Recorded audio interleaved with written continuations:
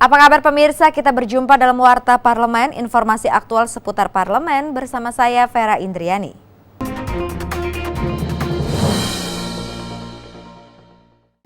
Terkait adanya perbedaan pendapat antara pemerintah dan DPR mengenai batas usia Hakim Agung. DPR RI berharap usia Hakim Agung tidak lebih dari 65 tahun sehingga terjadi perbaikan kinerja Mahkamah Agung dalam menangani perkara sehingga Mahkamah Agung menjadi lembaga yang dipercaya masyarakat Indonesia.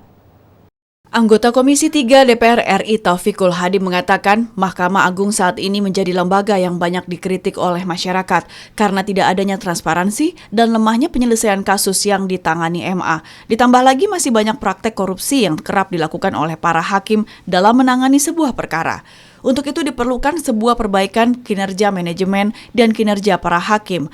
Taufikul Hadi menilai salah satu kelemahan Mahkamah Agung saat ini adalah banyak hakim yang umurnya sudah di atas 65 tahun. Oleh karena itu ia berharap ke depan usia para hakim agung bisa lebih muda agar kinerja MA dapat lebih maksimal. Taufikul Hadi menambahkan saat ini pemerintah dan DPR sedang membahas rancangan undang-undang jabatan hakim. Ia berharap agar nantinya setiap 5 tahun kinerja para hakim dapat dievaluasi. Karena Mahkamah Agung ini banyak sekali dikritik sekarang ini adalah sebuah lembaga yang susah sekali orang mendapatkan keadilan. Karena tidak ada manajemen perkara. Kita tidak tahu perkara sekarang berapa yang mengendap di sana. Dan tidak ada akses masyarakat ke sana. Nanti kita mencoba mendapatkan Ketua Mahkamah Agung yang baru dengan usia di bawah 65 tahun. Maka saya berpikir itu adalah Mahkamah Agung ke depan menjadi lebih baik. Pendapat berbeda dikatakan Menteri Hukum dan HAM Republik Indonesia Yasona Halauli. Yasona berpendapat untuk penguatan sistem peradilan diperlukan pengalaman dan profesionalitas yang tinggi. Yasona menilai Hakim Agung yang berusia 65 hingga 68 tahun masih mampu bekerja dengan baik. Yasona menyatakan pada prinsipnya pemerintah sepakat dengan DPR dalam pembahasan rancangan undang-undang jabatan hakim. Akan ada pengurangan batasan umur hakim, namun ini masih perlu dikaji secara lebih mendalam. Ya kalau DPR kan minta 65, kita naik dari situlah. Ya kita naik sedikit dari situ. Ya karena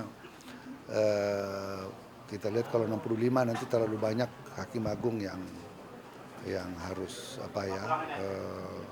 pensiun. Jadi kita nanti akan cari space waktu antara 69 ya bisa 67, 66. Kita lihat nanti hitungannya seperti apa. Tapi pada prinsipnya memungkinkan. Ya, pada prinsipnya kita sepakat ya ada pengurangan itu. Ya itu. Hilman Hidayat dan Heriadi TVR Parlemen melaporkan.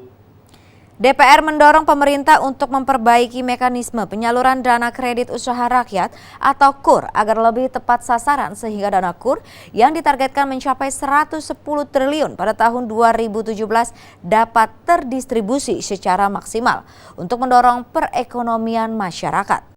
Pemerintah mencanangkan peningkatan penyaluran dana kredit usaha rakyat atau KUR pada tahun 2017 sebesar 110 triliun rupiah.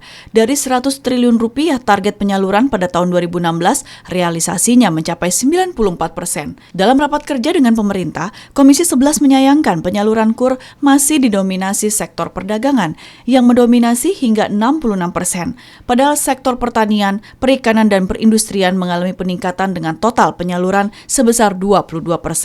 Anggota Komisi 11 DPR RI Elviana mengatakan konsep kredit usaha rakyat atau KUR masih diarahkan pada perdagangan, maka KUR tidak akan menyentuh sampai ke masyarakat.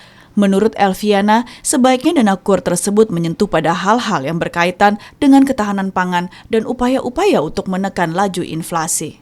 Tetapi yang saya lihat masyarakat tidak mempersoalkan bunga, tetapi syarat untuk bisa masuk. Gitu. Syarat untuk harus ada anggunan, syarat untuk harus punya usaha dulu, itu harus menjadi pertimbangan oleh pemerintah untuk diolah sehingga tidak menjadi penghambat bagi masyarakat untuk menikmati KUR. Elviana mengungkapkan syarat-syarat pengajuan KUR masih menjadi kendala selama pemerintah tidak mau mengubahnya, di mana pemohon yang ingin mengajukan KUR harus sudah memiliki usaha.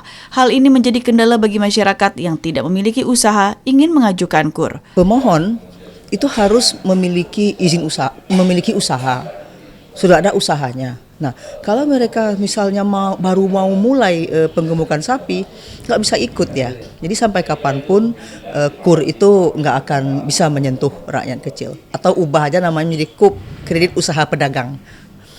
Andri, TVR Parlemen melaporkan. Komisi 11 DPR RI menginginkan adanya Direktorat Jenderal Khusus yang mengurusi penerimaan negara bukan pajak atau PNBP. Dalam rangka menggali masukan dan aspirasi terkait pembahasan revisi Undang-Undang Nomor 20 Tahun 1997 tentang penerimaan negara bukan pajak atau PNBP, Komisi 11 DPR RI menggelar Focus Group Discussion atau FGD bersama Civitas Akademika, Fakultas Ekonomi dan Bisnis Universitas Sumatera Utara Medan baru-baru ini. Ditemui usai diskusi, Wakil Ketua Komisi 11 DPR RI Marwan Cik Hasan mengatakan belum baiknya pengelolaan penerimaan negara bukan pajak atau PNBP mengakibatkan banyaknya temuan BPK dan pengaduan dari masyarakat. Untuk itu menurutnya diperlukan peningkatan dari aspek pengawasan melalui internal kementerian dan lembaga terkait maupun melalui pengawasan oleh BPK dan DPR. Terkait usulan mengenai Direktorat Jenderal Khusus untuk mengurus PNBP, menurut Marwan, Komisi 11 akan menyesuaikan dengan perkembangan dalam pembahasan revisi Undang-Undang PNBP. Sementara mungkin tetap seperti ini, memang terpikir untuk, sementara ini kan PNBP ini kan di bawah Dirjen Anggaran. Terpikir oleh kita, mungkin ada satu lagi nanti Dirjen yang khusus untuk mengurus PNBP. Nanti kita lihat dalam proses pembahasan apakah akan dibentuk seperti itu atau tetap seperti sekarang. Anggota Komisi 11 DPR RI Michael Jeno menyatakan sumber utama PNBP adalah sumber daya alam, terutama minyak dan gas. Namun lesunya industri migas saat ini membuat Indonesia perlu mencari sumber potensial lain. Misalnya dari dividen BUMN, menurutnya hal tersebut perlu diatur dalam revisi Undang-Undang PNBP.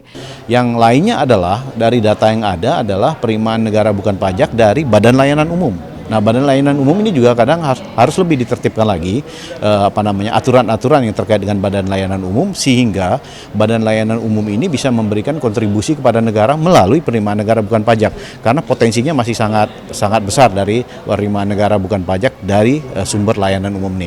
Baru kita bicara sumber penerimaan bukan pajak dari administrasi seperti SIM, pelayanan frekuensi radio dan lain sebagainya. Itu mungkin tidak terlalu besar, tapi yang besar tapi tetap harus kita gali karena kita dalam rangka meningkatkan penerimaan negara.